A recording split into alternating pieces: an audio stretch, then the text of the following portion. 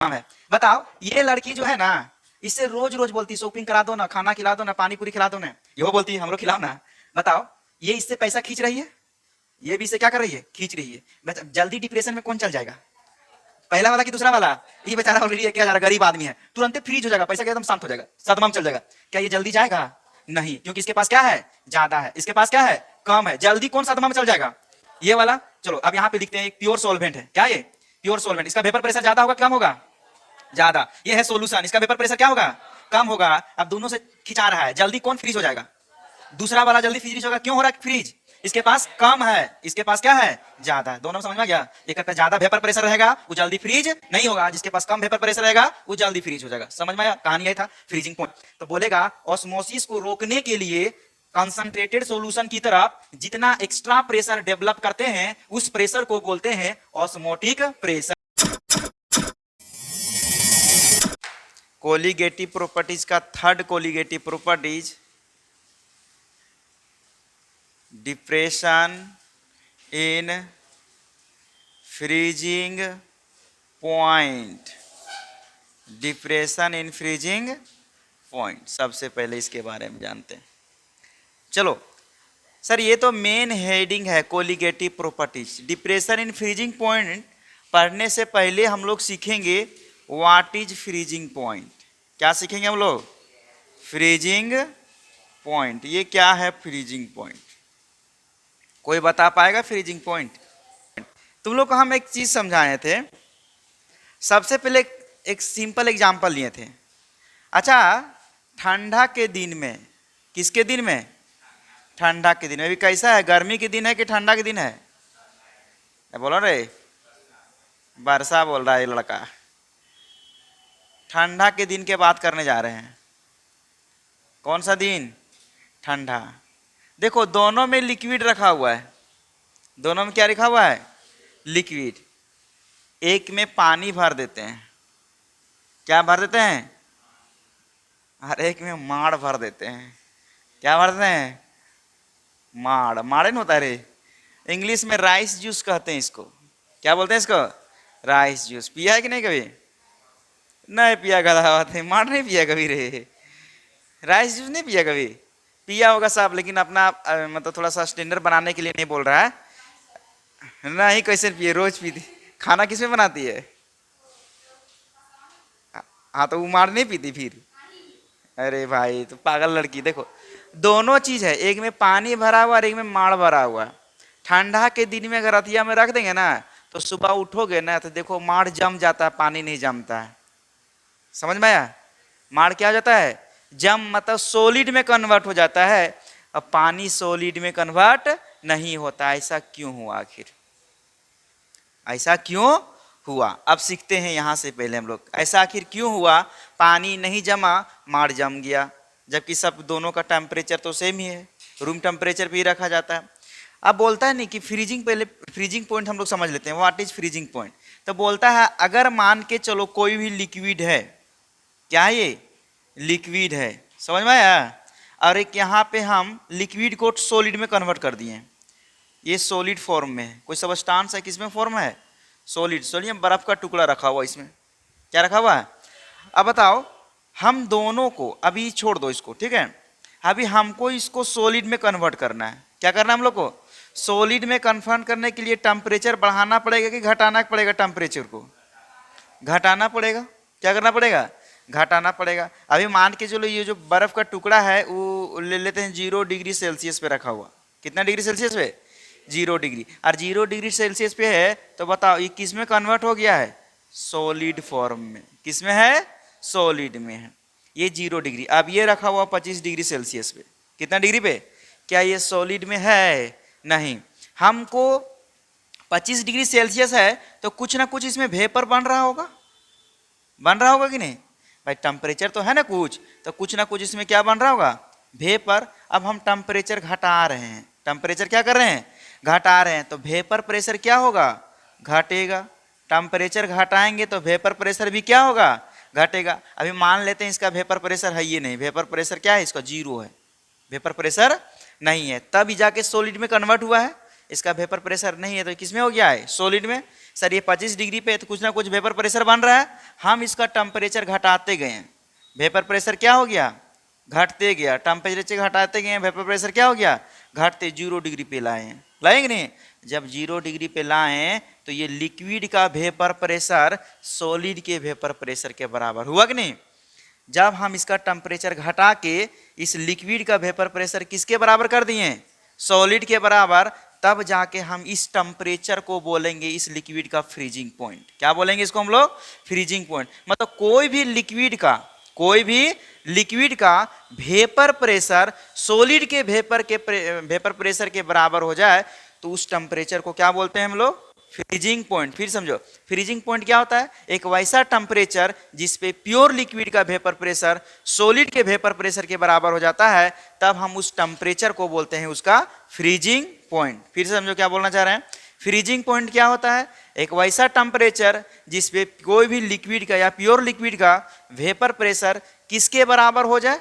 Solid के vapour pressure के बराबर, उस टेम्परेचर का वो क्या कहलाएगा? उसका फ्रीजिंग पॉइंट।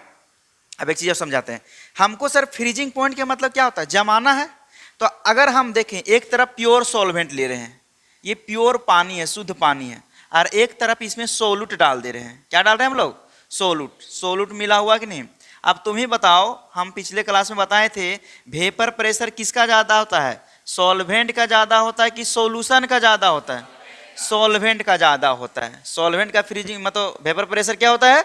ज्यादा होता है। सॉल्यूशन का वेपर प्रेशर क्या होता है? कम होता है। अब हमको क्या करना है? फ्रीज करना है, जमाना है। तो जमाने के लिए क्या चाहिए हमको? वेपर प्रेशर बढ़ाना पड़ेगा कि घटाना पड़ेगा? घटाना पड़ेगा। वेपर प्रेशर क्या करना पड़ेगा? घटाना पड़ेगा। और वेपर प्रेशर घटाने के लिए क्या करना पड़ेगा? टेम्परेचर को घटाना पड़ेगा। क्या करना पड़ेगा? अभी मान के चलो ये दोनों 25 डिग्री सेल्सियस पे रखा हुआ है, ये भी 25 डिग्री सेल्सियस पे रखा हुआ है। दोनों कहाँ पे रखा हुआ है? 25 डिग्री पे। तो बता, इसमें वेपर प्रेशर की संख्या क्या है? ज्यादा। इसमें वेपर प्रेशर की संख्या क्या है? कम। अब तुम बताओ, हम टेम्परेचर 25 से कर दिए 10 डिग्री सेल्सियस, इसको भी 25 से कर दिए 10 डिग्री सेल्सियस, कर दिए कि नहीं? तो बताओ 10 डिग्री किए तो यहाँ वेपर प्रेशर क्या हो गया? कम हो गया। 10 डिग्री यहाँ पे किए तो इसका वेपर प्रेशर कम हो गया। किसमें? कम में था ना। सॉल्यूशन का वेपर प्रेशर कम था और सॉल्वेंट का वेपर प्रेशर क्या था? ज्यादा था। इसको कम किए तो वेपर प्रेशर कम हुआ होगा, मान के चलो 2 इसमें भी 2 कम हो गया होगा। हो गया। थोड़ा और टेम्परेचर घटाते हैं, मान के 2 डिग्री सेल्सियस करेंगे, इसका वेपर प्रेशर कम कर दिए, किए नहीं? इसका भी वेपर प्रेशर कम कर दिए। अब मान के चलो 0 डिग्री पे लाते हैं। कितना डिग्री पे? 0 डिग्री पे। ये भी कितना डिग्री पे? 0 डिग्री पे। दोनों को कितना डिग्री पे ले आए? 0 डिग्री पे। लेकिन ये 0 डिग्री आने से पहले जम जाएगा, क्योंकि इसके पास वेपर प्रेशर क्या था? कम था। क्योंकि सर वेपर प्रेशर कम था और वेपर प्रेशर हम कम कर रहे हैं, तो कम कर रहे हैं तो कम टेम्परेचर पे क्या हो जाएगा? फ्रीज हो जाएगा। इसको ज्यादा घटाना पड़ेगा, क्योंकि इसमें वेपर प्रेशर क्या था? ज्यादा था। तो सॉल्यूशन और सॉल्वेंट में किसका वेपर प्रेशर ज्यादा होता है? सॉल्वेंट का वेपर प्रेशर ज्यादा होता है। इसको फ्रीज करने के लिए टेम्परेचर को ज्यादा कम करना पड़ेगा, और इसको फ्रीज करने के लिए ज्यादा टेम्परेचर कम करने की जरूरत नहीं है, क्योंकि ऑलरेडी इसमें क्या है? वेपर प्रेशर कम है। अब हम एग्जांपल दिए थे पानी और माड़ का। बताओ, माड़ सॉल्यूशन है कि सॉल्वेंट है? सॉल्यूशन है। इसमें सोल्यूट पार्टिकल मिला हुआ कि नहीं? चावल के कण है इस तरह करके मिला हुआ। अब इसका वेपर प्रेशर ज्यादा है ना, प्योर लिक्विड का वेपर प्रेशर क्या है? ज्यादा है, और इसका वेपर प्रेशर क्या है? कम है। तो हम टेम्परेचर, जब रूम टेम्परेचर ठंडा के दिन में जानते हैं, अगर 5 डिग्री सेल्सियस आ जाता है, इसमें भी कितना डिग्री सेल्सियस? 5 degree Celsius. तो इसका वेपर प्रेशर कितनों कम होगा? कुछ ना कुछ रह जाएगा। लेकिन ऑलरेडी इसके पास कम ही वेपर प्रेशर है और पूरा वेपर प्रेशर ही खत्म हो गया, तो ये किस में कन्वर्ट हो जाएगा? सॉलिड फॉर्म में। किसमें हो जाएगा? सॉलिड फॉर्म में। तो तुम याद रखना, फ्रीजिंग पॉइंट किसका ज्यादा होता है? पानी के ज्यादा होता है कि सॉल्यूशन का ज्यादा होता है? पानी का ज्यादा होता है। इसमें ज्यादा टेम्परेचर कम करना पड़ेगा, इसमें ज्यादा टेम्परेचर कम करने की जरूरत नहीं है। ये जल्दी फ्रीज हो जाएगा। इसको फ्रीज करने में क्या लगेगा? टाइम लगेगा। तो पूछेगा सॉल्यूशन और सॉल्वेंट में किसका फ्रीजिंग पॉइंट ज्यादा होता है? तो सॉल्वेंट का फ्रीजिंग पॉइंट क्या होता है? ज्यादा होता है, और सॉल्यूशन का फ्रीजिंग पॉइंट क्या होता है? कम होता है। क्लियर हो गया? बोलेगा फ्रीजिंग पॉइंट क्या होता है? तो वह टेम्परेचर जिस पे कोई भी लिक्विड का वेपर प्रेशर किसके बराबर हो जाएगा? सॉलिड के वेपर प्रेशर के बराबर हो जाएगा, उस टेम्परेचर को हम लोग बोलते हैं क्या, हम लोग फ्रीजिंग पॉइंट बोला जाता है। यहां तक क्लियर हो गया। सॉल्वेंट और सॉल्यूशन में किसका फ्रीजिंग पॉइंट ज्यादा होगा, सॉल्वेंट का। सॉल्यूशन के क्या होगा, कम होगा। सॉल्यूशन का कम क्यों होगा, क्योंकि ऑलरेडी इसमें सोल्यूट पार्टिकल मिला हुआ है, जिसकी वजह से इसका वेपर प्रेशर क्या है, कम है। इसका वेपर प्रेशर क्या है, ज्यादा है। और जिसका ज्यादा वेपर प्रेशर है, इसको ज्यादा टेम्परेचर कम करना पड़ेगा सॉलिड में कन्वर्ट करने के लिए, है ना। तो चलो सबसे पहले हम लोग लिखेंगे freezing point, the temperature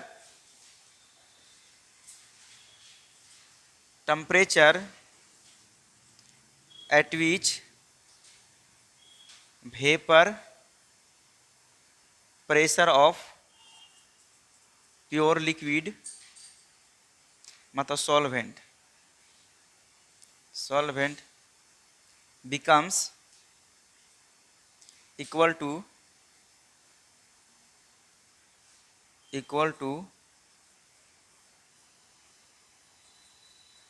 vapor pressure of solid are known as freezing point।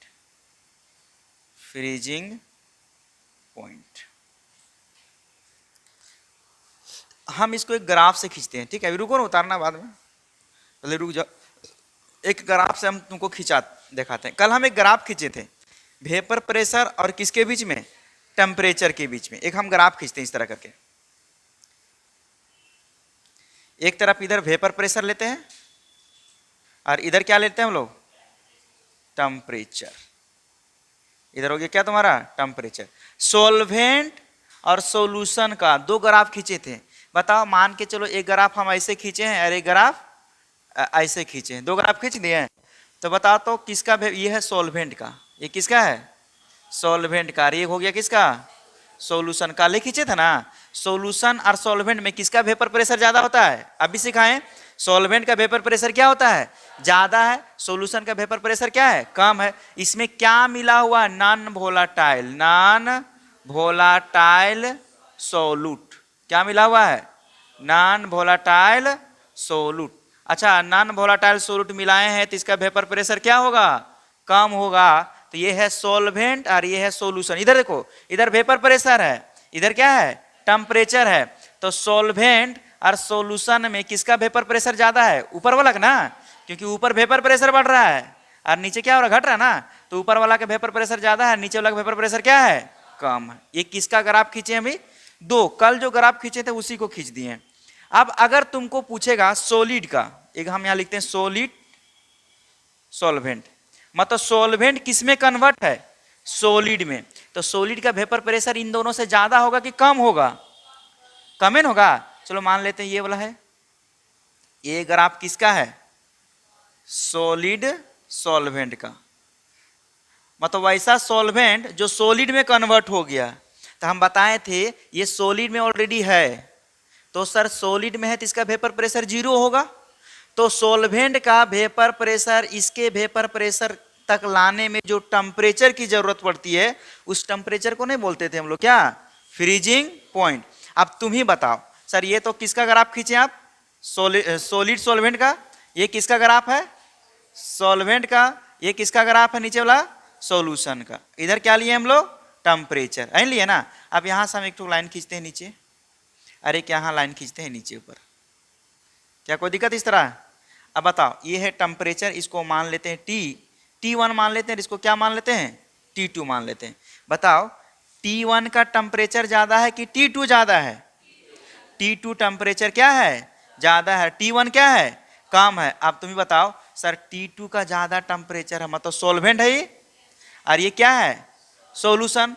पहले कौन जमेगा, सॉल्वेंट की सॉल्यूशन, सॉल्यूशन। क्यों जमेगा पहले, क्योंकि ऑलरेडी इसमें क्या मिला हुआ है, नॉन वोलाटाइल सोलूट। क्या ऊपर वाला में मिला है, नहीं। तो अच्छा, फ्रीजिंग पॉइंट किसका कम हुआ, सॉल्वेंट का कि सॉल्यूशन का, सॉल्यूशन का फ्रीजिंग पॉइंट कम हो गया। देखो ना, सॉल्यूशन वाला टेम्परेचर कम ना है और इसका टेम्परेचर क्या है, ज्यादा है। तो बता, सॉल्वेंट का फ्रीजिंग पॉइंट ज्यादा होता है, सॉल्यूशन का फ्रीजिंग पॉइंट क्या होता है। अच्छा, इन दोनों के बीच में जो डिफरेंस आता है, किसके बीच में, सॉल्यूशन और सॉल्वेंट के बीच वाला जो डिफरेंस आ रहा है ना फ्रीजिंग पॉइंट का, उस डिफरेंस को बोलते हैं हम लोग डिप्रेशन इन फ्रीजिंग पॉइंट। क्या बोलते हैं इसको? Depression in freezing point. इसको डिनोट किया जाता है किससे? डेल्टा टी एफ से। किससे डिनोट करते हैं हम लोग? डेल्टा टी एफ से। फिर से समझो, कोई भी सॉल्वेंट का फ्रीजिंग पॉइंट और सॉल्यूशन का फ्रीजिंग पॉइंट, उन दोनों के बीच में जो डिफरेंस आता है, उस डिफरेंस को क्या बोलते हैं हम लोग? Depression in freezing point. अगर पूछेगा depression in freezing point, depression in freezing point is equal to, क्या लिखोगे? Freezing point, freezing point of solvent, solvent minus freezing point of solution. इन दोनों का जो डिफरेंस आएगा, उस डिफरेंस को क्या बोल देंगे हम लोग? Depression in freezing point. देखो, फ्रीजिंग पॉइंट क्या होता है? फ्रीजिंग पॉइंट उसको बोलते हैं वह टेम्परेचर जिसपे प्योर लिक्विड का वेपर प्रेशर किसके बराबर हो जाए? सॉल्वेंट की सोल्यूट के बराबर, सॉलिड फॉर्म में। मतलब किसी भी अगर किसी भी प्योर लिक्विड का वेपर प्रेशर सॉलिड के बराबर हो जाएगा, तो उस टेम्परेचर को हम लोग क्या बोल देते हैं? Freezing point. सॉल्वेंट और सॉल्यूशन में फ्रीजिंग पॉइंट किसका ज्यादा होता है? सॉल्वेंट का। फ्रीजिंग पॉइंट कम किसका होता है? सॉल्यूशन का। ये किसका हम लिखे हैं ग्राफ? सॉलिड में, जो ऑलरेडी पहले से सॉलिड फॉर्म में है। ये पहले से सॉलिड फॉर्म में था, ये है सॉल्वेंट में, यार ये क्या है? सॉल्यूशन में। अब हम इन दोनों को सॉलिड में कन्वर्ट करना है, तो टेम्परेचर घटाओ, इधर से घटाते हैं, ठीक है? तो इधर से टेम्परेचर घटाते गए, घटाए कि नहीं? देखो तो ये है सॉल्वेंट, इसका टेम्परेचर T2 है, और ये है सॉल्यूशन, इसका टेम्परेचर क्या है? T1 है। जल्दी फ्रीज कौन हो जाएगा? जल्दी फ्रीज किसको ज्यादा टेम्परेचर घटाना पड़ेगा? देखो यहाँ 0 डिग्री है, ये कितना डिग्री है? इसको यहाँ से लाने तक कमेंट घटाना पड़ेगा, इसको यहाँ से ज्यादा घटाना पड़ रहा है। मतलब सॉल्वेंट का फ्रीजिंग पॉइंट ज्यादा हो रहा है और सॉल्यूशन का फ्रीजिंग पॉइंट क्या हो रहा है? कम। और इन दोनों के बीच में जो अंतर आता है, डिफरेंस आता है, उस डिफरेंस का नाम क्या हो जाता है? Depression in freezing point. Clear हो गया? तो चलो इसका डेफिनेशन हम लिख देखें। It is difference between freezing point of solvent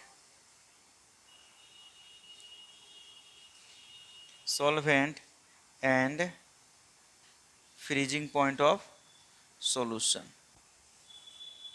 are known as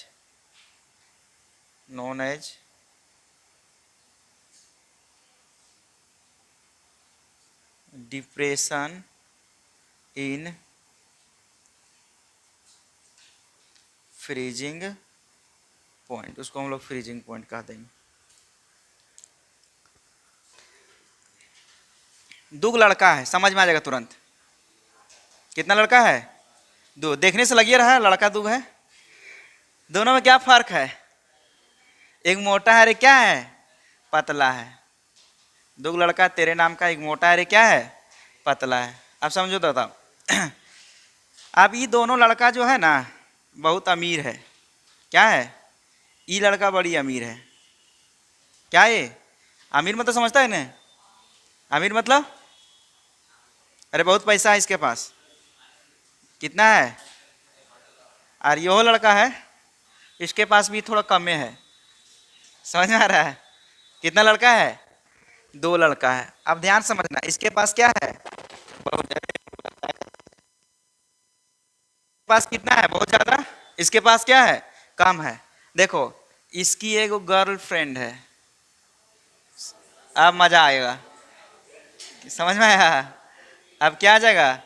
लड़की है लंबी टांग वाली, आई किधर भी इसका भी है। मोटा है तो मोटे नहीं मिलेगा इसका रहे। समझ में आ रहा है? इधर पतला पतला है। ध्यान समझना, बहुत मजा आ जाएगा समझने में। अब जानवे करता है लड़की के काम क्या है? लड़का का खून चूसना। क्या काम कर रहे है? बताओ, ये लड़की जो है ना, इससे रोज रोज बोलती शॉपिंग करा दो ना, खाना खिला दो ना, पानी पूरी खिला दो ना। यो बोलती है हमरो खिलाओ ना। बताओ, ये इससे पैसा खींच रही है, ये भी इससे क्या कर रही है, खींच रही है। बस जल्दी डिप्रेशन में कौन चल जाएगा, पहला वाला कि दूसरा वाला? ये बेचारा ऑलरेडी 1,000 गरीब आदमी है, तुरंत फ्रीज हो जाएगा, पैसा के एकदम शांत हो जाएगा, सदमा में चल जाएगा। क्या ये जल्दी जाएगा? नहीं, क्योंकि इसके पास क्या है, ज्यादा है, इसके पास क्या है, कम है। जल्दी कौन सदमा में चल जाएगा, ये वाला। चलो अब यहाँ पे लिखते हैं, एक प्योर सॉल्वेंट है, क्या ये, प्योर सॉल्वेंट। इसका वेपर प्रेशर ज्यादा होगा कम होगा, ज्यादा। ये है सॉल्यूशन, इसका वेपर प्रेशर क्या होगा, कम होगा।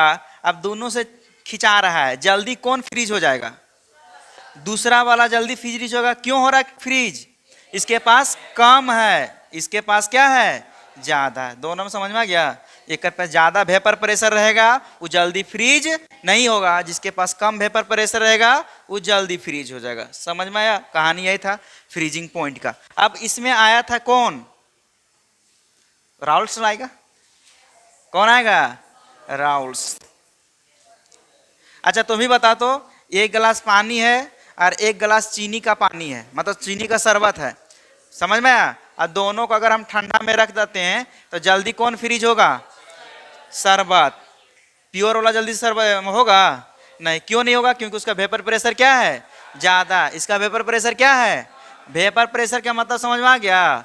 वेपर प्रेशर ज्यादा कब होता है, जब टेम्परेचर ज्यादा होता है, या फिर वेपर प्रेशर ज्यादा कब होता है, जब प्योर लिक्विड रहेगा। सॉल्यूशन का वेपर प्रेशर क्या होता है, कम होता है। अब आता है राउल्स लॉ, कौन सा है वो, फ्रीजिंग पॉइंट और डिप्रेशन इन फ्रीजिंग पॉइंट। इसमें कोलिगेटिव प्रॉपर्टीज कौन हुआ, डिप्रेशन इन फ्रीजिंग पॉइंट। क्या फ्रीजिंग पॉइंट को हम कोलिगेटिव प्रॉपर्टीज कह सकते हैं, नहीं। आया बाबू राउल्स लॉ, कौन आएगा,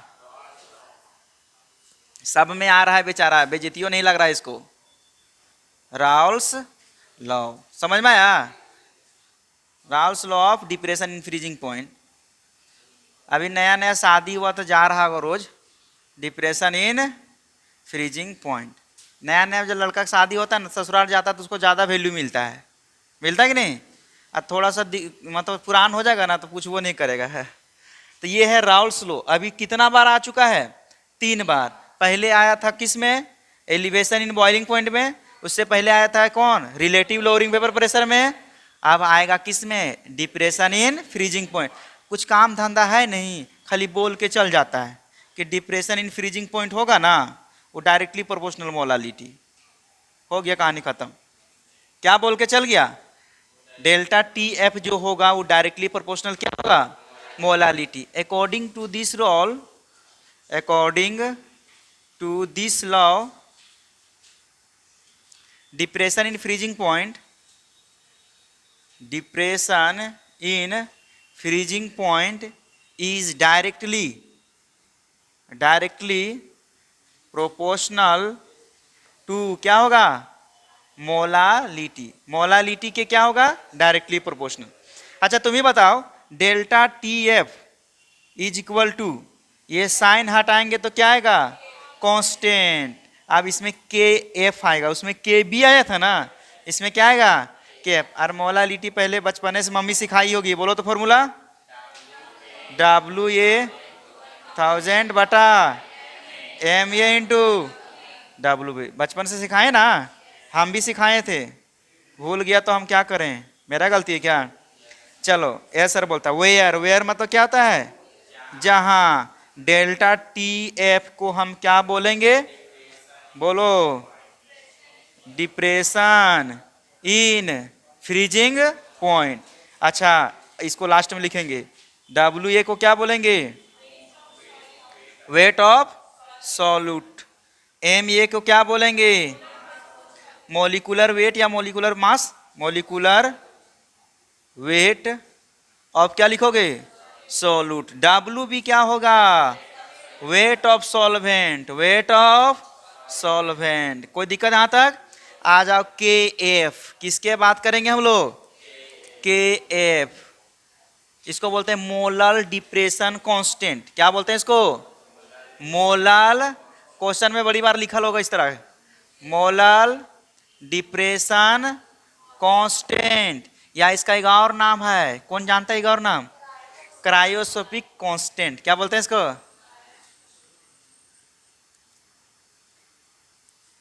क्रायोस्कोपिक कांस्टेंट। लगता है ये लड़की पढ़ के आई है कुछ ना कुछ। तो तुम जान कैसे रही इतना? हाँ तो वही ना बोल रहे हैं, पढ़ के ना आई है। तो वही ना बोल रहे भाई, तो पढ़ के ना आई है। तो बुक से पढ़ो चाहे कहीं से भी पढ़ो ना। चलो सबसे पहले डिफाइन करेंगे किसके बारे में?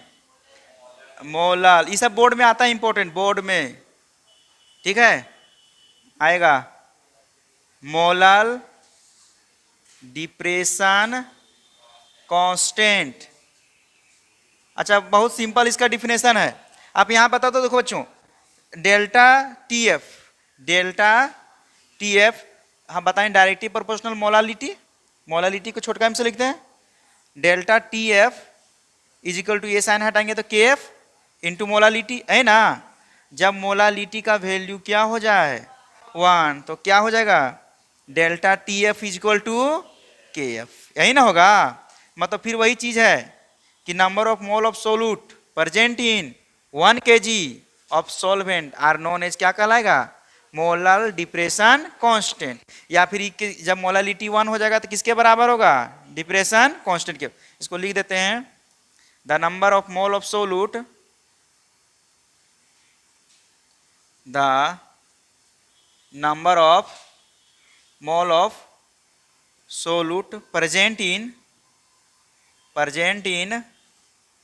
1 kg solvent are known as molal depression constant.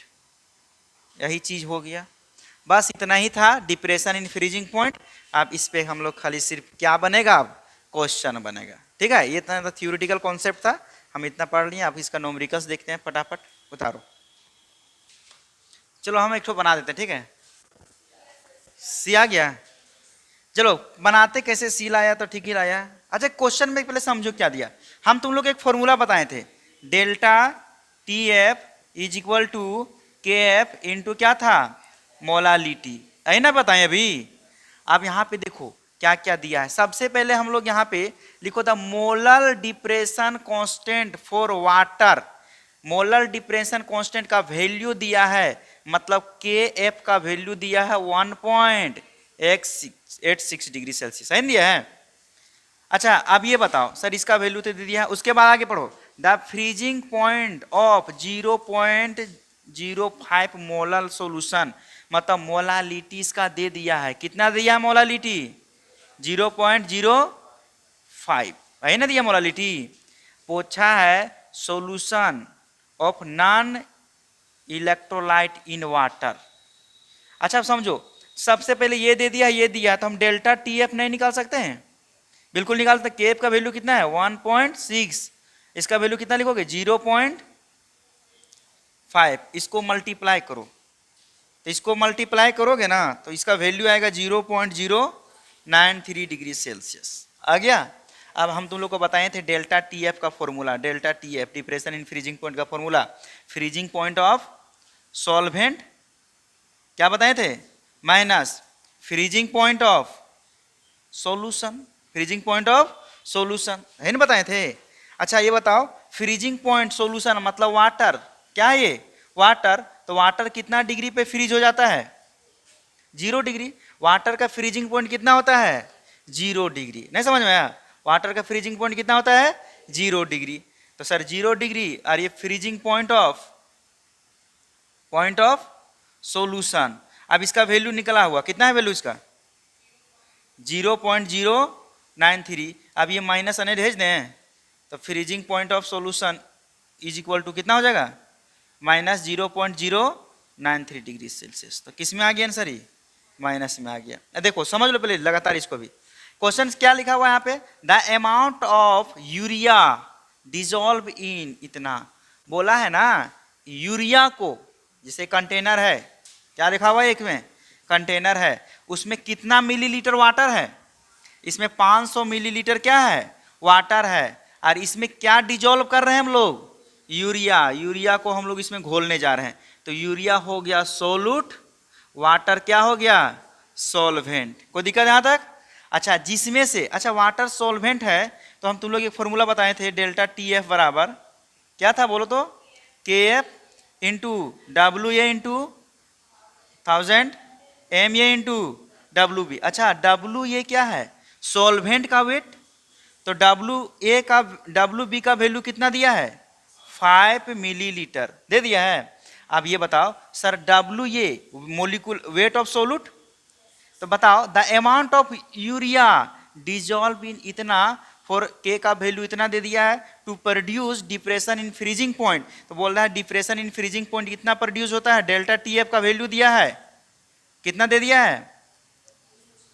0.8186 degree Celsius in freezing point. मतलब डेल्टा टी एफ का वैल्यू दिया है, डब्ल्यू बी का वैल्यू दिया है। बोल रहा है कि ये जो सॉल्वेंट है, वाटर है 500 मिलीलीटर, उसमें कितना यूरिया डालेंगे, मतलब वेट ऑफ यूरिया पूछ रहा है। क्या पूछ रहा है? Weight of urea. यूरिया का मोलिकुलर वेट क्या होता है बता तो? 60 होता है ना, यही होता है यूरिया का। बताओ सब वैल्यू दिया है कि नहीं दिया हुआ है? अब हम नहीं पुट कर सकते हैं, चलो इसका वैल्यू कितना देंगे हम लोग? 0.186 is equal to K F का वैल्यू कितना लिखोगे? कितना लिखा हुआ है? 18.6। ये लगता है थोड़ा सा मिस्टेक हुआ, ये 1.86 होगा। हाँ, क्या दिक्कत है? तो कहाँ केल्विन में दिया है? अच्छा, वो किसका वैल्यू दिया है पता है ना? के एफ का वैल्यू दिया है। कितना क्वेश्चन था? सही दिया है, के एफ का वैल्यू दिया है। किसका वैल्यू दिया है? के एफ का। देखो ना पहले, ये हमारा के का वैल्यू दिया है, ठीक है। अब के का वैल्यू दे दिया है, सारा वैल्यू इसका पुट कर दिए, इसका वैल्यू पुट कर देना है। डब्ल्यू ए का वैल्यू कितना होता है? इसी को तो निकालना है। 1000 तो 1000 हो जाएगा। एम ए का वैल्यू कितना दिया है? 60। इसका कितना दिया है? 500 दूनी नहीं कटेगा, और 2 बार में 30। आप कैसे काटोगे? डब्ल्यू ए का वैल्यू निकालना है ना, इसको इसमें मल्टीप्लाई कर दें तो 0.186 इंटू क्या करोगे? 30 बटा क्या करोगे? 1.8 यही करोगे। अब पॉइंट को पहले हटाओ, नहीं हटेगा। ये पॉइंट हटाएंगे तो यहाँ पे कितना आ जाएगा? 1 2 3 जीरो। इस पॉइंट को हटाएंगे तो कितना जीरो? ये वाला कट गया, नहीं कटेगा। और क्या कटेगा इसमें? और ए जीरो कट गया, ए भी जीरो कट गया। अब कितना आएगा? 0.3 ग्राम। डब्ल्यू ए का वैल्यू कितना आ गया? 0.3 ग्राम। मिला तो ऑप्शन। सबसे पहले देखो जब भी फ्रीजिंग पॉइंट का कहानी आएगा ना, तो 2 ही चीज सोचना है। सबसे पहले फॉर्मूला लिख लेना आराम से। डेल्टा टी एफ बराबर क्या होता है? के एफ इंटू क्या होता है? एम ए डब्ल्यू ए 1000 बटा एम ए इंटू क्या होता है? एक ये लिखाए थे, और एक और फॉर्मूला लिखा था, डेल्टा टी एफ बराबर क्या था? Freezing point of solvent minus freezing point of solution, है ना था। बस इसी के बराबर, इसके अलावा कुछ नहीं सोचना है। अब दिया क्या क्या पहले देख लो, क्या क्या गिवन, क्या क्या दिया क्वेश्चन में। गिवन बोला है the freezing point of pure benzene. Benzene का फ्रीजिंग पॉइंट दिया, प्योर बोल रहा है, प्योर का मतलब सॉल्वेंट, मतलब फ्रीजिंग पॉइंट ऑफ बेंजीन का वैल्यू दिया है 5.40 डिग्री सेल्सियस। कोई दिक्कत है? फिर बोला है वेन इतना ग्राम ऑफ नेफ्थलीन, मतलब वेट दिया है डब्ल्यू ए कितना दिया? 1.15 ग्राम। इसको हम प्योर बेंजीन में डालते हैं, कितना ग्राम बेंजीन में? 100 ग्राम। मतलब डब्ल्यू सॉल्वेंट दिया है कितना ग्राम? 100 ग्राम। उसके बाद इसमें रिजल्टिंग सॉल्यूशन फ्रीजिंग पॉइंट इतना हो जाता है। जब उसमें देखो, ये पहले था प्योर, ये है बेंजीन, इसका फ्रीजिंग पॉइंट कितना दिया है? 5.40। जब इसमें हम सोलूट डालते हैं नेफ्थलीन, कितना ग्राम? 1.15 ग्राम, तो ये बन जाता है सोल्यूशन। तब जाके इसका क्या हो जाता है? फ्रीजिंग पॉइंट कितना बन जाता है? 4.595 बन जाता है। मतलब ये सोल्यूशन का फ्रीजिंग पॉइंट, ये सॉल्वेंट का फ्रीजिंग पॉइंट। सॉल्वेंट का दिया है, सोल्यूशन का दिया है, सॉल्वेंट का दिया है, सोल्यूशन का दिया है, तो डेल्टा टी एफ नहीं निकलेगा? आराम से निकलेगा। यहाँ पे घटा देंगे क्या? 4.595, बताओ घटा के कितना आएगा? 0.805। ये डेल्टा टी एफ निकल गया हमारा। कोई दिक्कत यहाँ तक? और उसके आगे बात पढ़ते हैं। उसके बाद बोला के एफ का वैल्यू दिया है, किसका दे दिया है? 5.12। और पूछा है क्वेश्चन में कि मोलिकुलर वेट नेफ्थलीन के बताइए। मोलिकुलर वेट मतलब एम ये निकालना है नेफ्थलीन का। क्या नहीं निकल गया? ये वाला मिल गया, ये दिया है, ये भी मिल गया है, ये भी मिल गया है, ये भी। इसको निकालने में क्या ज़्यादा पहाड़ है? कुछ नहीं, वैल्यू पुट कर दो। इसका वैल्यू कितना लिखोगे? 0.805 is equal to K F का वैल्यू कितना लिखना है? 5.12 इंटू डब्ल्यू ए दिया है 1.15 थाउजेंड लिखोगे, बटा एम ये तो निकालना है, हमें निकालना है ना। और डब्ल्यू बी का वैल्यू दिया है कितना? 100 काट दिया इस तरह करके। अब यहाँ सॉल्व करो, एम ये बराबर तो हो जाएगा 5.12 इंटू 1.55 बटा आ जाएगा 0.8। हो गया? कोई दिक्कत? इसको सॉल्व करो, आंसर पाओ, हो गया। ठीक है, तो देखो बच्चों कहना, अच्छा तुम लोग को दो ही फॉर्मूला बार बार हटा रहे हैं। क्या होता है बोलो तो? डेल्टा टी एफ बराबर के एफ डब्ल्यू ए इंटू 1000 बटा एम ए इंटू क्या था? W B. यही ना फॉर्मूला था। अब यहाँ पे एक और फॉर्मूला बताए थे डेल्टा टी एफ निकालने का। Freezing point of solvent minus freezing point of solution. कोई दिक्कत है? इस क्वेश्चन में पढ़ो पहले क्या दिया। 20 ग्राम नॉन वोलेटाइल सोल्यूट डाल दिया है, कितना ग्राम सॉल्वेंट में? 500 ग्राम। बोला है कि एक सॉल्वेंट इस तरह करके है जिसमें 500 ग्राम है। कितना ग्राम है? 500 ग्राम है सॉल्वेंट। उसमें कितना ग्राम डाल दिया नॉन वोलेटाइल सोल्यूट? 20 ग्राम इसमें डिजोल्व कर रहे हैं। तो बता सोल्यूट, तो वेट ऑफ सोल्यूट कितना हो जाएगा? 20 ग्राम। वेट ऑफ सॉल्वेंट कितना हो जाएगा? 500 ग्राम। हो गया? सॉल्वेंट 500 ग्राम मिल गया। और पढ़ते हैं फिर। बोलता है freezing point of pure solvent. भाई प्योर सॉल्वेंट का फ्रीजिंग पॉइंट दिया है, कितना दिया है? 5.48 minus freezing point of solution का भी दिया वैल्यू 4.47। घटाओगे डेल्टा टी एफ का वैल्यू नहीं आ जाएगा? कितना आ जाएगा बता तो? कितना? 1.01। डेल्टा टी एफ का वैल्यू निकल गया। आप पूछा मोलिकुलर मास ऑफ सोल्यूट, मतलब इसका निकालना है मोलिकुलर मास। निकला है कि नहीं? तो इसका वैल्यू रखोगे 1.01। के एफ का वैल्यू दिया हुआ है 1.93 इंटू डब्ल्यू ए वैल्यू दिया है वेट 20। 1000 तो 1000 रखोगे। और इसमें क्या है? एम ए तो निकालना है। और इसका वैल्यू दिया है, कितना दिया है? 500। 500 दूनी 1000।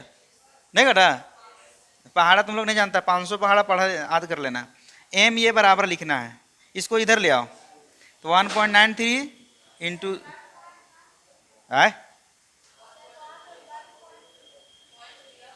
पॉइंट है, समझी? 20 हो गया, गुने 2 बटा ये क्या चल जाएगा? 1.01। इसको हम सॉल्व करेंगे तो डायरेक्ट वैल्यू लिख देते हैं 76.4। आंसर आ गया ना? कौन आंसर हो जाएगा हमारा? बी। बाकी अब तुम लोग बनाना घर पे। अब हम लोग का 4 गो कोलिगेटिव प्रॉपर्टीज था ना, कितना कोलिगेटिव खत्म हो गया है? 3 गो। अब एक बचा है, कौन सा? Osmotic pressure. उसमें भी पढ़ेंगे, उसमें थ्योरेटिकल कॉन्सेप्ट ज़्यादा है, न्यूमेरिकल भी है, लेकिन थोड़ा क्या है, कम है। मेन यही था। फ्रीजिंग पॉइंट आईआईटी में बहुत फेमस है इसका क्वेश्चन। ऑस्मोटिक प्रेशर जानने से पहले पढ़ेंगे एसपीएम। अच्छा इसके बारे में जानता है? एसपीएम जानते हो? कौन कौन जानता है? Semi permeable membrane. Semi permeable membrane. Sir osmotic pressure जानने से पहले हम लोग जिक्र करेंगे किसका?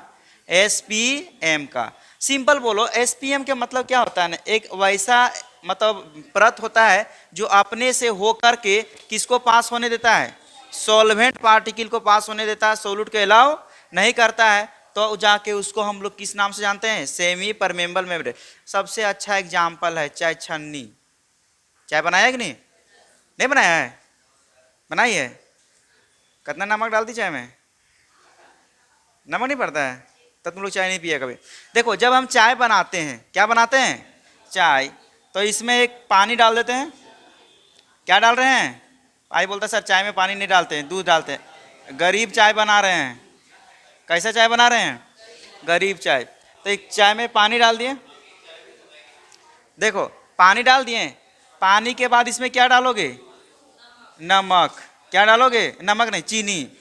क्या डालोगे, चीनी। उसके बाद क्या डालोगे, अदरक नहीं, चाय डालो, उतना महंगा नहीं।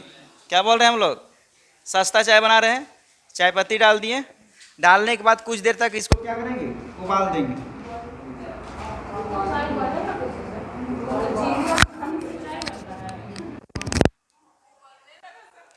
हाँ देखो उबल रहा है कि नहीं, चीनी डाले हैं, पानी डाले हैं, और क्या डाले हैं, चाय पत्ती, तीन चीज डाले ना। उबलेगा, कुछ देर गर्म करेंगे, ठीक है। तो इसको पियोगे कैसे, पहले इसको छानेंगे, किस में, किस में छानोगे, चाय छन्नी में। बताओ इसमें ज्यादा अमाउंट में क्या है, बोलो रे, वाटर। वाटर बोले तो पानी, सॉल्वेंट। क्या है ये, सॉल्वेंट। अच्छा इसमें चाय पत्ती क्या लेस अमाउंट में है कि नहीं। जब हम इसको चाय छन्नी से छानते हैं, किसे छानते हैं हम लोग, चाय छन्नी से, ऐसे रहता है ना छानने वाला, है कि नहीं। तो है, क्या हो रहा है, हंस रहा है, ऐसे नहीं रहता है, इसमें छिद्र रहता है, ऐसे गोल गोल, क्या रहता है। जब हम इसको गिलास में डालते हैं, ध्यान से देखना, ऊपर से चाय डालेंगे तो सारा चाय पत्ती कहाँ पे आ जाएगा, ऊपर ही रहेगा, और इससे नीचे क्या आ जाएगा तुम्हारा, चाय। क्या आ जाएगा, चाय। बता तो ये जो चाय छन्नी है उस क्या काम किया, अपने से होकर के सिर्फ किसको अलाउ किया, सॉल्वेंट को। किसको अलाउ किया, क्या सोलूट को आने दिया, नहीं। तो इसका नाम हम लोग दे देंगे सेमी परमेबल मेम्ब्रेन। इसका नाम क्या होगा, सेमी परमेबल मेम्ब्रेन। बोलेगा सेमी परमेबल मेम्ब्रेन क्या होता है, तो वैसा मेम्ब्रेन, मेम्ब्रेन तो समझता है, झिल्ली, वैसा मेम्ब्रेन जो अपने से होकर के सिर्फ और सिर्फ सॉल्वेंट पार्टिकल को अलाउ करता है, उसको क्या बोल देते हैं हम लोग, सेमी परमेबल मेम्ब्रेन। एक और एग्जांपल देते हैं, जैसे जैसे मान के चलो, तुम लोग कभी कभी देखा होगा रोड पे कुत्ता मर जाता है, भैंस मर जाता है, कभी देखा कि नहीं, नहीं देखा है, मिल जाएगा रास्ता में जाओगे उधर से देखने। तो देखना जब वो जिंदा था तो पतला रहता है, जिंदा था तो कैसा था, पतला रहता है। मरने के बाद 10 दिन के बाद वो मोटा हो जाता है। क्या हो जाता है, मोटा हो जाता है। ऐसा क्यों होता है, ऐसा क्यों होता है, बताओ, कोई नहीं जानता ऐसा क्यों होता है, आ? कोई बोल रही है रे,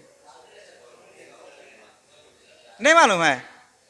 अरे भाई बहुत सिंपल तरीका है, जैसे कोई भी जानवर है, क्या ये जानवर अभी इतना पतला है कि नहीं। अब तुम लोग सब जानता है शरीर के अंदर क्या चीज दौड़ता है, खून। सबके रगों में क्या दौड़ता है, और जिसका रग में खून नहीं दौड़ेगा वो आदमी क्या हो जाएगा, मोटा नहीं, मर जाएगा रे आदमी, मोटा कहाँ से होगा, समझ में आया। खून अगर शरीर से चलना क्या हो जाए, बंद हो गया तो आदमी रहेगा जिंदा, नहीं ना, मर जाएगा।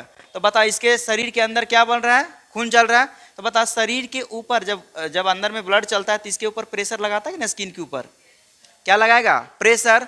और हमारे एटमॉस्फेरिक प्रेशर भी बाहर से लगा हुआ है, लगा हुआ नहीं, अंदर वाला प्रेशर और बाहर वाला प्रेशर दोनों क्या है, मेंटेन है। क्या है, मेंटेन है। अब तुम ही बताओ, आदमी मर जाएगा तो अंदर जो खून दौड़ रहा था ये दौड़ेगा अब नहीं, जब दौड़ना बंद होगा तो अंदर से प्रेशर लगेगा नहीं, तो बाहरी वाला प्रेशर ज्यादा हो जाएगा, ज्यादा होगा कि नहीं, ज्यादा होगा। तो तुम बताओ शरीर में बहुत छोटा छोटा छिद्र होता है कि नहीं, होता है ना। तो बाहरी वाला जो हवा है, जो दाब बनाया हुआ है, वो किसके अंदर प्रवेश कर जाएगा, वो शरीर के अंदर। और शरीर के अंदर हवा भरेगा, किसी के अंदर हवा भरेंगे तो फूलेगा कि कम होगा, फूलेगा कि नहीं, तब फूलने के वजह से उसका साइज क्या हो जाता है, बढ़ जाता है। तो यहाँ पे जो जानवर या आदमी हो, इसका स्किन जो है किसके जैसा काम किया, सेमी परमेबल मेम्ब्रेन। क्यों काम किया, क्योंकि हवा में बहुत सारा डस्ट कण होता है, होता ही नहीं।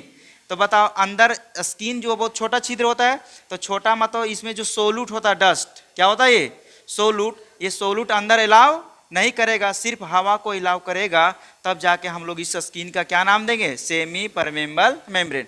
लगता है क्लियर हुआ। बोलेगा सेमी परमेबल मेम्ब्रेन क्या होता है, तो वैसा मेम्ब्रेन जो अपने से हो करके किसको अलाउ करेगा आने के लिए, सॉल्वेंट को, सोलूट को अलाउ नहीं करता है, उसे हम लोग क्या बोल देते हैं, सेमी परमेबल मेम्ब्रेन। क्लियर हो गया। इसका एग्जांपल फेरोसाइनाइड होता है।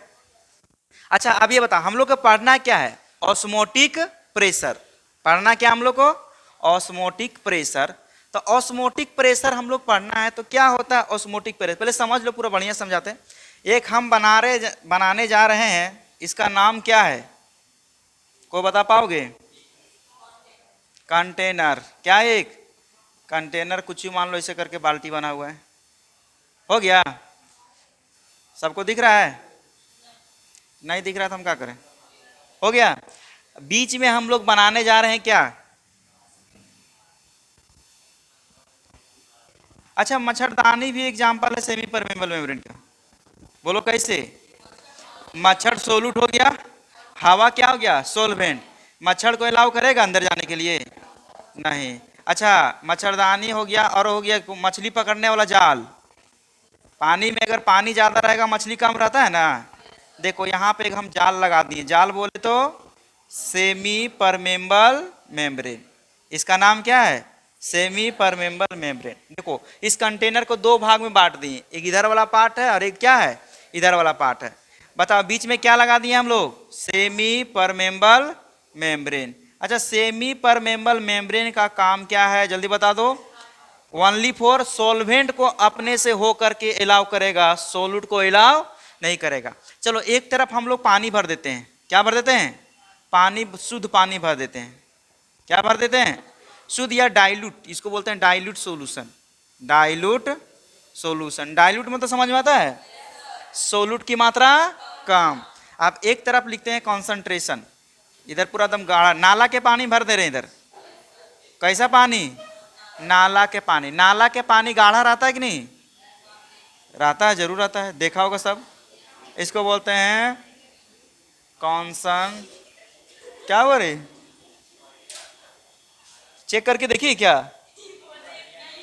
भी है, कोई दिक्कत नहीं, पिए ली तो क्या दिक्कत है। अब अच्छा समझो यहाँ ध्यान से, हमारे पास दो सॉल्यूशन है, एक डाइल्यूट सॉल्यूशन है और दूसरा क्या है, कॉन्सनट्रेटेड सॉल्यूशन। डाइल्यूट सॉल्यूशन मतलब पतला सॉल्यूशन, कॉन्सनट्रेटेड मतलब क्या होता है, गाढ़ा। अच्छा एक बताओ, तुम लोग जब हम लोग इस तरह से पढ़ा रहे थे, ये एक प्योर सॉल्वेंट था, ये क्या था तुम्हारा, प्योर सॉल्वेंट, ये क्या था हमारा, और एक तरफ क्या था तुम्हारा, सॉल्यूशन। अब हम तुम लोग में बताए थे सॉल्यूशन के मतलब इसमें सोलूट पार्टिकल मिला दिए हैं। क्या मिला दिए हम लोग, सोलूट पार्टिकल। दोनों को गर्म करना स्टार्ट करते हैं हम लोग, क्या करते हैं हम लोग, गर्म करना। तुम बताओ ज़्यादा वेपर किस में बनेगा, इसमें कि इसमें, सॉल्वेंट में ज़्यादा वेपर बनेगा, बनेगा कि नहीं, इसमें वेपर क्या होगा, कम क्यों कम बनेगा, सोलूट पार्टिकल आ गया, तो सोलूट पार्टिकल वेपर बनाने का कैपेसिटी को क्या कर दिया, कम कर दिया। बताओ इसका वेपर प्रेशर ज्यादा है, किसका वेपर प्रेशर ज्यादा है, सॉल्वेंट का ज्यादा, इसका वेपर प्रेशर क्या है, कम।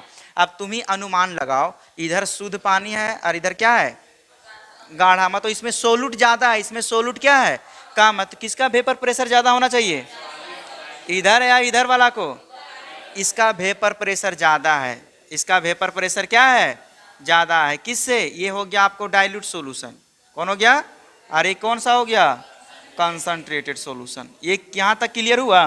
अच्छा ये बताओ, जब इसका वेपर प्रेशर ज्यादा है तो इधर से इधर प्रेशर लगाएगा, अरे फोर्स लगाएगा नहीं दीवार के ऊपर, इधर से इधर प्रेशर लगाएगा, लगाएगा नहीं। तो ये जो लिक्विड है किधर से किधर फ्लो होगा, डाइल्यूट से किधर फ्लो होगा, कंसंट्रेटेड। क्यों ऐसा हो रहा है, रे खड़ा हो, जल्दी से। बाबूजी का नाम क्या है? बाबूजी के नाम? अरे नाम पूछें किस लिए, नाम क्या है? हैं? पढ़ने आया, क्या करने आया? तो यहाँ क्या कर रहा है? जा बाहर निकलो, कर से आना आधा घंटा के बाद।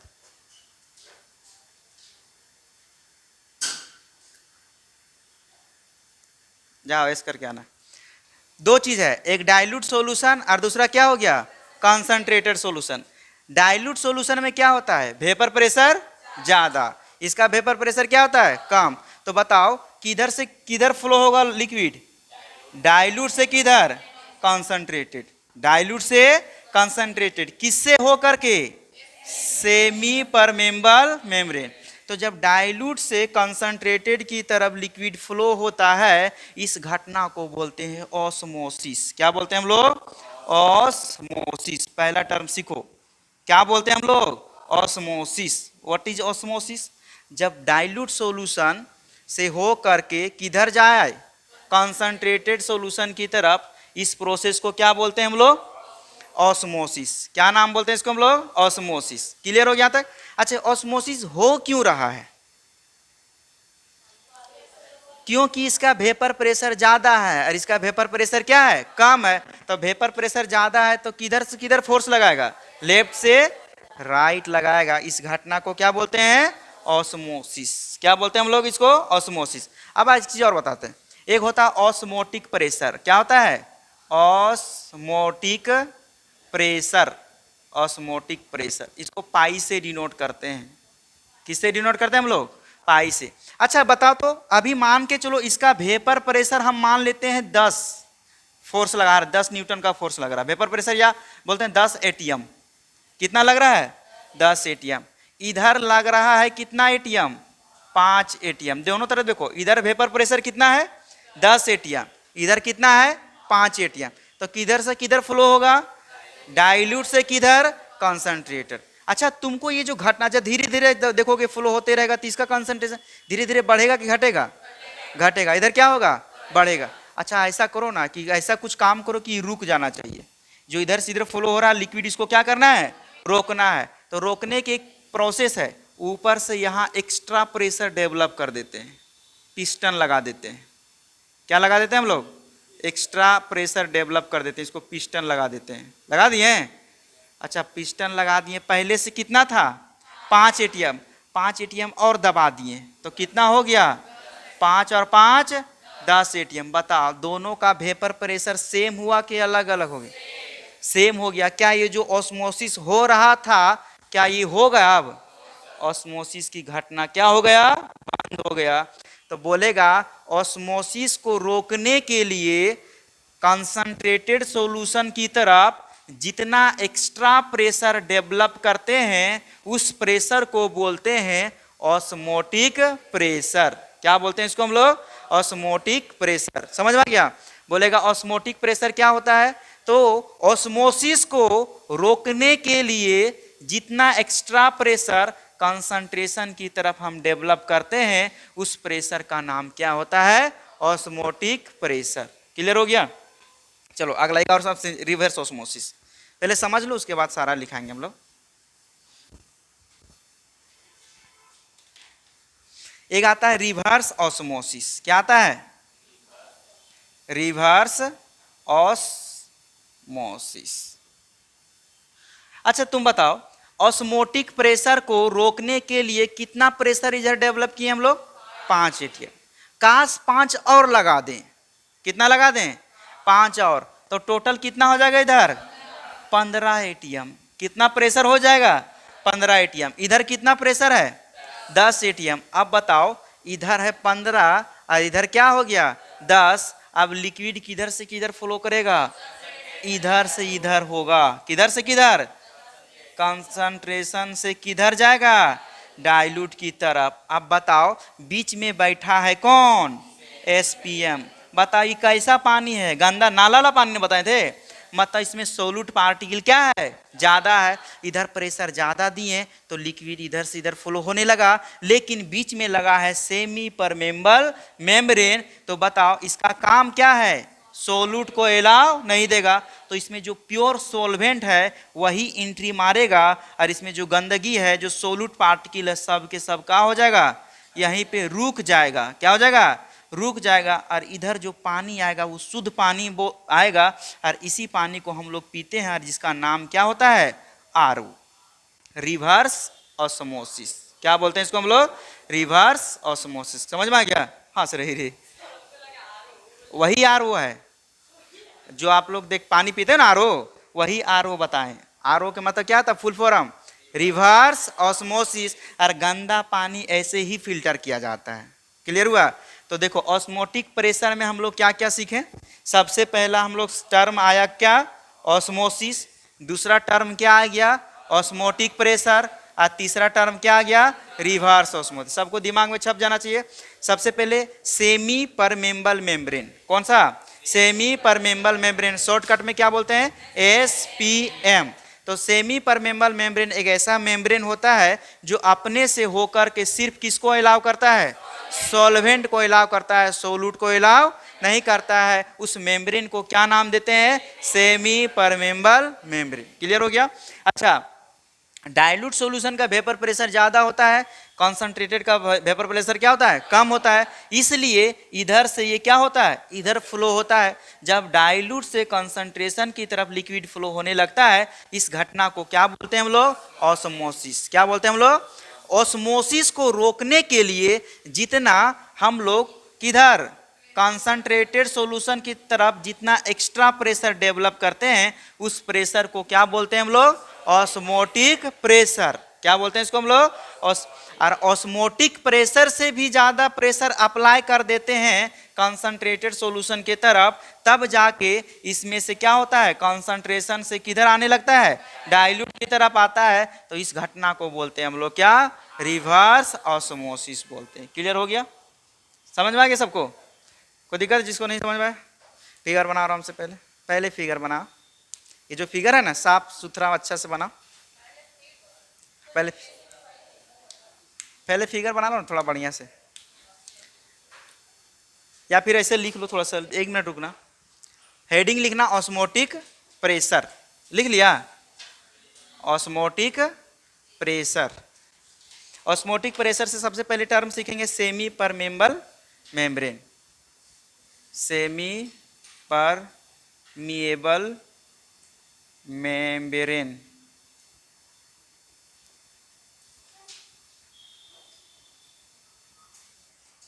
इसको शॉर्टकट में क्या बोलते हैं, एसपीएम।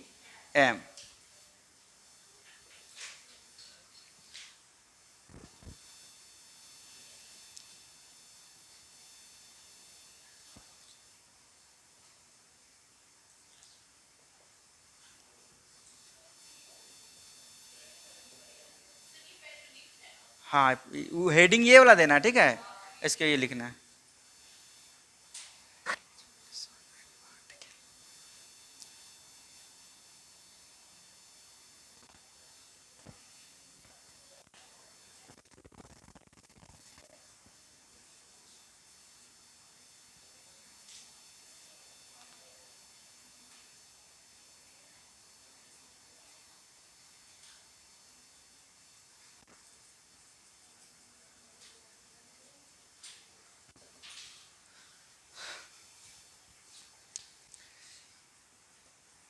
ऑस्मोसिस, क्या पढ़ रहे थे हम लोग, ऑस्मोसिस।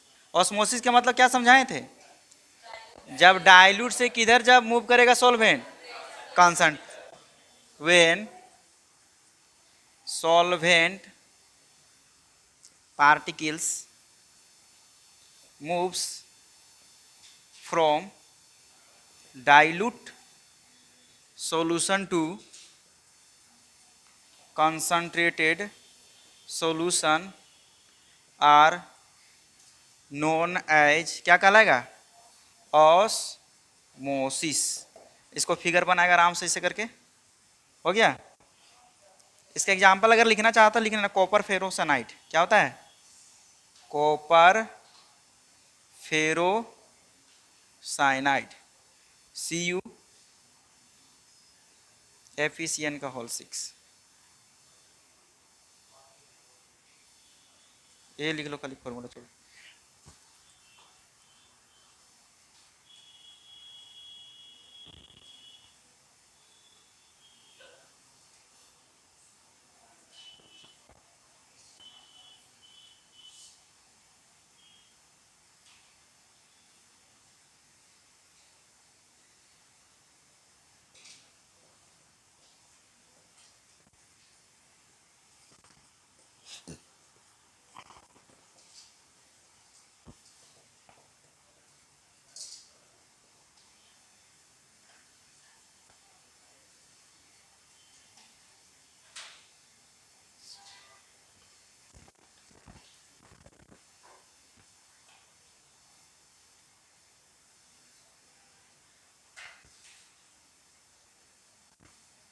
ऐसे बनाते जाओ आराम से उतार के।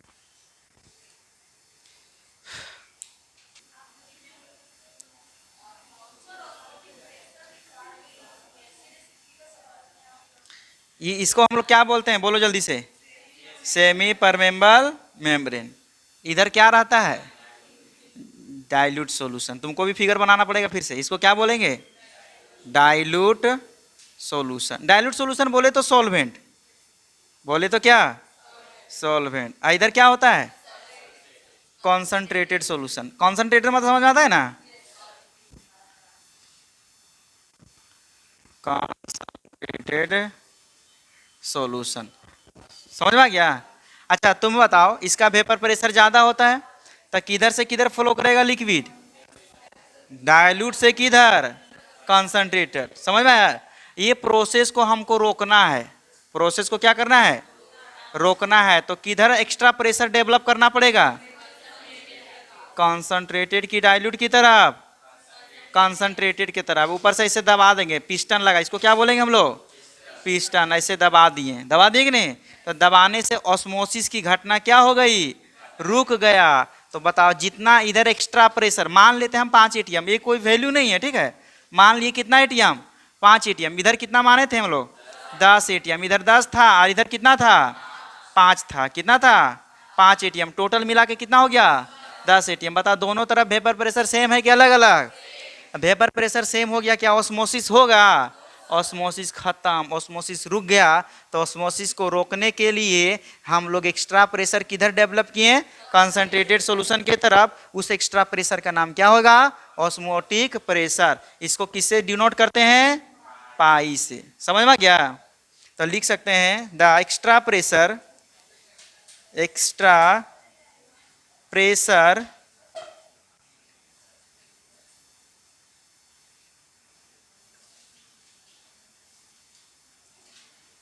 developed on solution, concentrated solution, concentrated solution to stop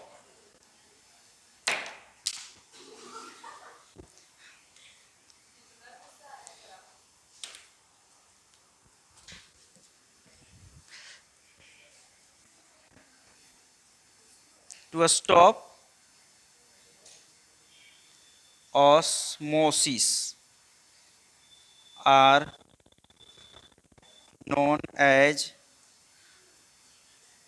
osmotic pressure। उसे हम लोग क्या बोलते हैं, osmotic pressure. Osmotic pressure is equal to, osmotic pressure pi is equal to rho G H, rho G H होता है।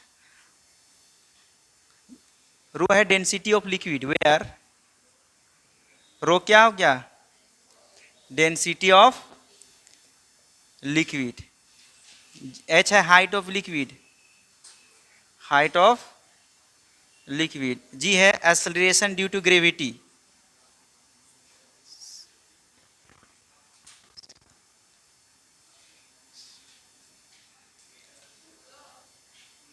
ड्यू टू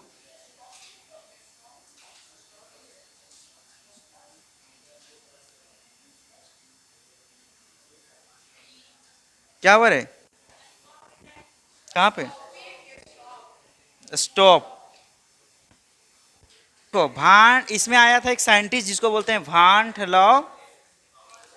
नाम क्या था? भांट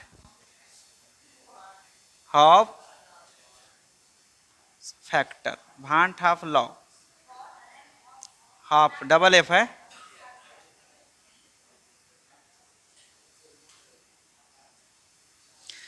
इससे पहले दो को कोलिगेटिव प्रॉपर्टीज में कौन, तीन को में कौन कौन आया था? राउल्स लॉ आया था ना। पूरा खतरनाक आदमी था बेचारा। अब इसका बारी खत्म हुआ, अब कौन आया है? Wants. Wants of law, want of factor भी आएगा। ये बोला जानते हो क्या? बोला ऑस्मोटिक प्रेशर जो होगा ना वो डायरेक्टली प्रोपोर्शनल सी होगा, डायरेक्टली प्रोपोर्शनल। लेकिन टेम्परेचर क्या होना चाहिए? Constant. According to this law, according to this law, osmotic pressure, osmotic pressure is directly proportional to concentration at constant temperature, constant temperature. बोलता है पाई जो होगा डायरेक्टली प्रोपोर्शनल सी, सी मतलब कंसंट्रेशन, लेकिन टेम्परेचर क्या होना चाहिए? कांस्टेंट। इसको इक्वेशन क्या मान लो? फर्स्ट। ये कौन बोल रहा है? उसके बाद फिर बोलता है कि ऑस्मोटिक प्रेशर, एक चीज से मन नहीं भरता इसको। Osmotic pressure is directly proportional to temperature. क्या बोल रहा है? At constant concentration, at constant concentration. फिर बोलता है पाई जो होगा डायरेक्टली प्रोपोर्शनल टी, लेकिन यहां पे क्या कांस्टेंट रहेगा? सी कांस्टेंट रहेगा इसमें, और इसमें क्या कांस्टेंट रहेगा? टी कांस्टेंट रहेगा। दोनों बात समझ में आ गया? इसको इक्वेशन क्या मान लो? सेकेंड। कोई दिक्कत यहां तक? अब हम बात करेंगे इक्वेशन 1 और इक्वेशन किसका? 2 का। From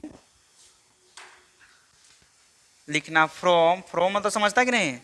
equation 1 and equation 2, equation 1 और 2। अब सिंपल बताओ, पाई है इसके डायरेक्टली प्रोपोर्शनल और ये पाई है डायरेक्टली प्रोपोर्शनल टी को, तो हम यहां लिख सकते हैं पाई directly proportional C T.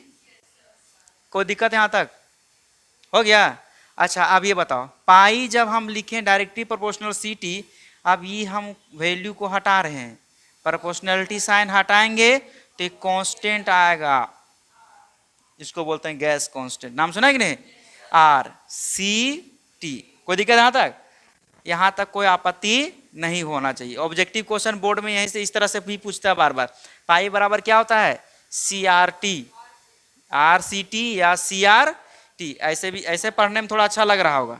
Pi is equal to C R T. क्या कौन पढ़ने में अच्छा रहता है? पाई बराबर आर, आर सी टी की पाई को C R T, C R T. अच्छा सी मतलब क्या होता है? कंसंट्रेशन, और कंसंट्रेशन बराबर नंबर ऑफ मोल बटा क्या होता है? वॉल्यूम। कंसंट्रेशन का फॉर्मूला क्या होता है? Number of mole divided by volume. अब तुम बताओ पाई जो होगा सी की जगह पे लिख सकते हैं एन बटा वी आर टी। कोई दिक्कत यहाँ तक? अच्छा यहाँ नीचे भाग हम इधर जाएंगे तो क्या हो जाएगा? तो पाई भी इज इक्वल टू लिख सकते हैं एन आर टी। कोई दिक्कत यहाँ तक? तुम लोग gas equation is equal to P V is equal to N R T पढ़ा होगा।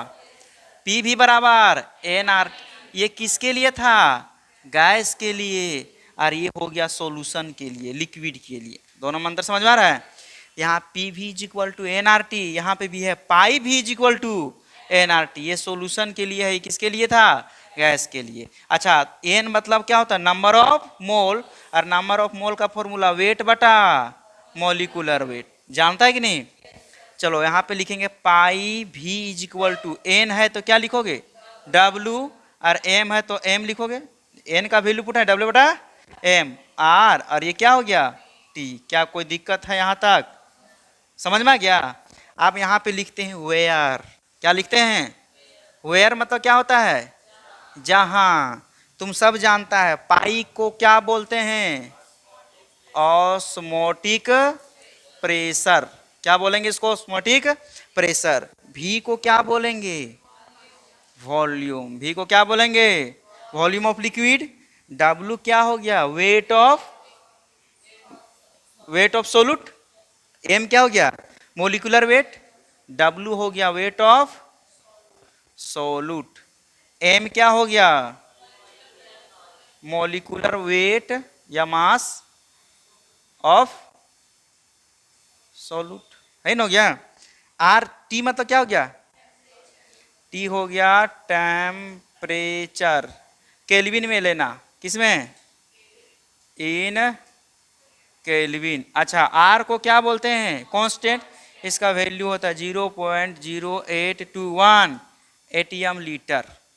क्या होता है सारा चीज लिख दिए, समझ में आ गया। ये हमारा फॉर्मूला हो गया पाई भी is equal to N R T. अब इस पे हम लोग क्वेश्चन बनाएंगे, उतारो क्वेश्चन एक छोटा सा, ठीक है, जो बना लेगा समझो वो बहुत अच्छा है, बोका है। Calculate osmotic pressure of 5% W बटा V sucrose solution at 10 degree Celsius. Sucrose का मोलिकुलर मास 342। चलो ये क्वेश्चन है, सॉल्व करो। चलो हम समझाते हैं क्वेश्चन, ठीक है, बाकी तुम लोग बनाना। पहले समझो यहाँ पे ये जो लिखा क्या है 5% डब्ल्यू बाई वी, ये बहुत छोटा टर्म लिख दिया शॉर्ट में। बोलता है 100 मिलीलीटर सोल्यूशन, कितना 100 मिलीलीटर सोल्यूशन। आप समझो इसका मतलब 5% डब्ल्यू बाई वी, बोलता है 100 मिलीलीटर सोल्यूशन में 5 ग्राम सोलूट है। कितना ग्राम सोलूट है 100 मिलीलीटर सोल्यूशन में लिख देते हैं 5 ग्राम क्या है सोलूट है। तो बताओ 5 ग्राम सोलूट मतलब वेट ऑफ सोलूट कितना हुआ 5 ग्राम हो गया। अच्छा वॉल्यूम कितना हो गया 100 मिलीलीटर, और इसको लीटर में कन्वर्ट करोगे तो क्या करोगे नीचे भागा दोगे नहीं 1000 से, काटोगे तो कितना आएगा 0.1 लीटर, यही ना आएगा। चलो वेट निकल गया, वॉल्यूम निकल गया, मोलिकुलर वेट लिख दिया क्वेश्चन में, कितना है 342। कोई दिक्कत यहाँ तक? आर का वैल्यू हम लोग को रट के रखना है 0.0821, निकाल दिए। अच्छा उसके बाद और किसका वैल्यू, टेम्परेचर दिया है कितना degree Celsius 10 degree Celsius, kelvin में कन्वर्ट करने आता है 10 + 273 कितना आ जाएगा 283 केल्विन हो गया। फॉर्मूला तुम्हारे पास सामने लिखा हुआ है पाई भी इज इक्वल टू डब्ल्यू बटा एम आर टी। हमें किसका वैल्यू निकालना है पाई का, तो पाई इज इक्वल टू लिख सकते हैं डब्ल्यू बटा एम इंटू भी नीचे आ जाएगा और आर और क्या हो जाएगा टी। डब्ल्यू का वैल्यू बैठाओगे 5, आर का वैल्यू 0.21, टेम्परेचर का वैल्यू 200, नीचे में क्या लिखो मोलिकुलर वेट कितना हो जाएगा 342, वॉल्यूम कितना आ गया 0.1। इसको सॉल्व करो आएगा 3.3 एटीएम आंसर। क्या लिखे हैं देखो ना कितना बेरोजगार आदमी है। ग्लूकोज का फॉर्मूला बताओ जल्दी से, C6H12O6 आई होता है ना। मोलिकुलर वेट निकालें, कार्बन कितना होता है 12 × 6, हाइड्रोजन का 1 × 12, इसका कितना था 16 × 6, 12 छक, पढ़वो नहीं जानता होगा 12 छक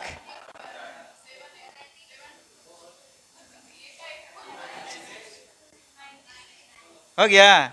इसको जोड़ा होगा तो 180 आया होगा, आया था कि नहीं? अब इतना भी नहीं आता तो तुम्हारा गलती है। अच्छा यहाँ पे लिखा 10%, इसका मतलब मोलिकुलर वेट कितना दिया डब्लू, डब्लू का वैल्यू 10 ग्राम। अच्छा वॉल्यूम कितना है 100 मिलीलीटर, तो लीटर में 0.1 लीटर, है ना, हो गया। टेम्परेचर कितना दिया हुआ है 25 डिग्री सेल्सियस, केल्विन में कैसे कन्वर्ट करेंगे 273 जोड़ेंगे तो क्या हो जाएगा ये, तो क्या हो जाएगा 298 केल्विन, बस हो गया। फॉर्मूला तुम्हारे पास सामने दिया है, पाई वी इक्वल टू क्या होता है W/m/R/T।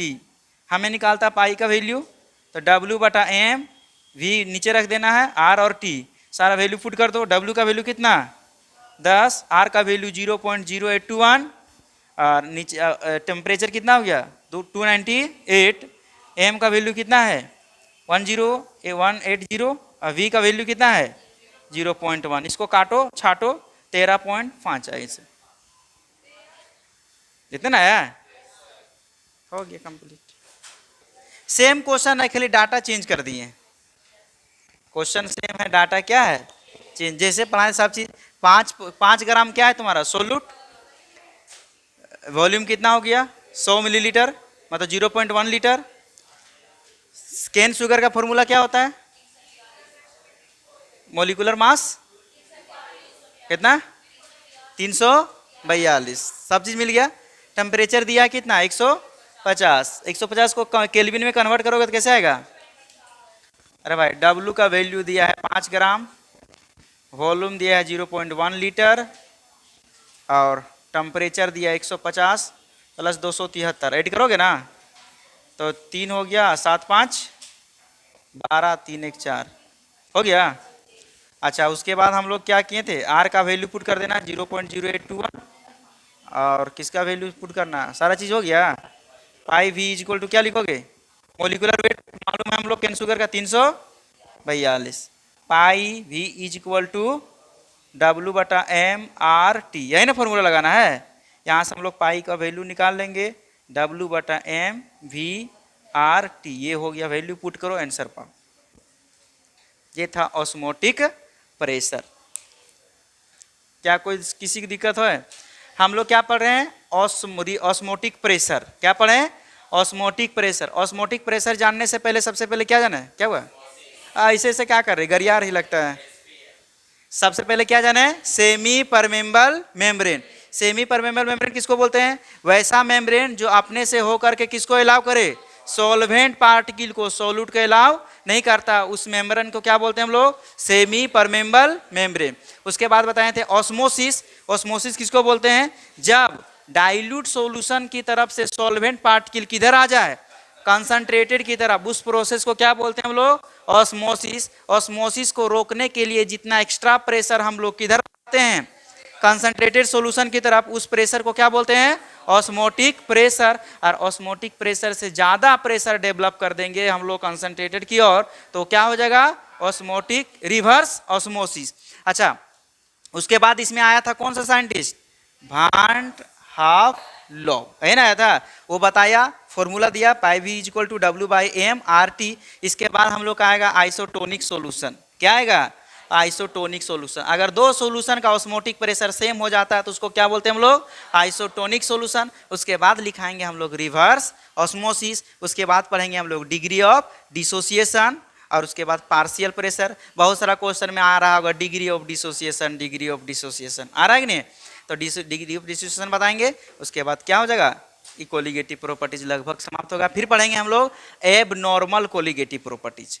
कोलिगेटिव प्रॉपर्टीज के बाद क्या आएगा, abnormal colligative properties. Abnormal colligative properties में आ जाएगा ideal solution, non ideal solution, समझ में आया। उसके बाद चैप्टर क्या हो जाएगा तुम्हारा, धीरे धीरे खत्म होगा, अचानक खत्म नहीं होगा।